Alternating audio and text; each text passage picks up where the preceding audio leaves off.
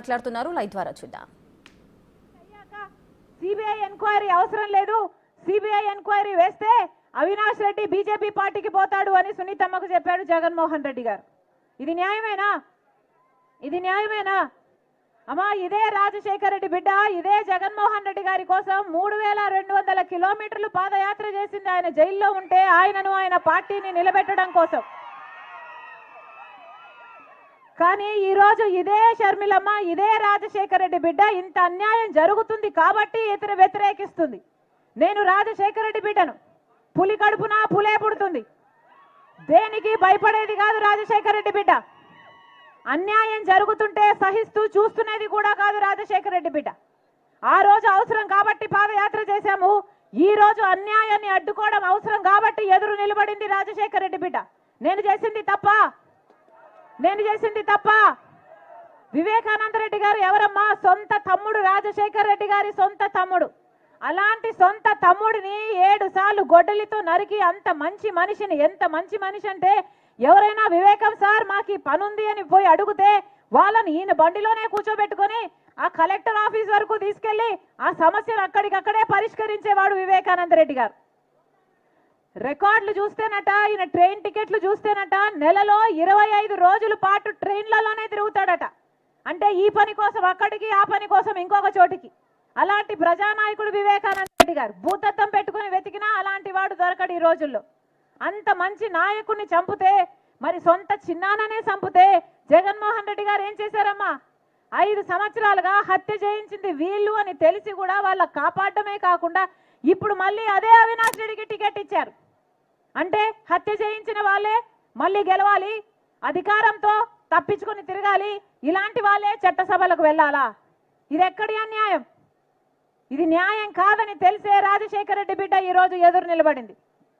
అమ్మా, ఒకవైపు రాజశేఖర రెడ్డి బిడ్డ నిలబడింది, ఇంకోవైపు రాజశేఖర రెడ్డి గారి తమ్ముడు వివేకానంద రెడ్డి గారిని హత్య చేయించిన అవినాష్ రెడ్డి గారు ఇంకోవైపు నిలబడ్డారు.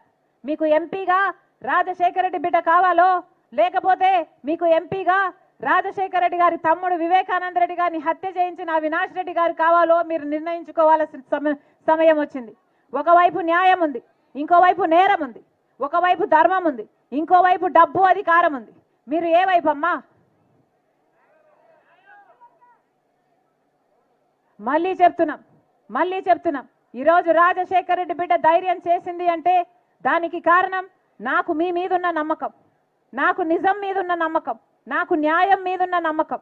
మళ్ళీ చెప్తున్నామమ్మా, దయచేసి ఎంత ప్రయత్నించినా 5 సంవత్సరాలుగా ఇంతవరకు న్యాయం జరగలేదు. సునీతమ్మ న్యాయం కోసం తట్టని తలుపు లేదు, ఎక్కని గడప లేదు. న్యాయం కోసం ప్రతి పోలీస్ స్టేషన్ తిరిగింది, న్యాయం కోసం ప్రతి కోర్టు తిరిగింది. ఈ రోజు వరకు న్యాయం జరగలేదు. ఈ రోజు వరకు వివేకానంద రెడ్డి గారి రక్తం మన గడ్డ మీద న్యాయం కోసం ఘోషిస్తూనే ఉంది.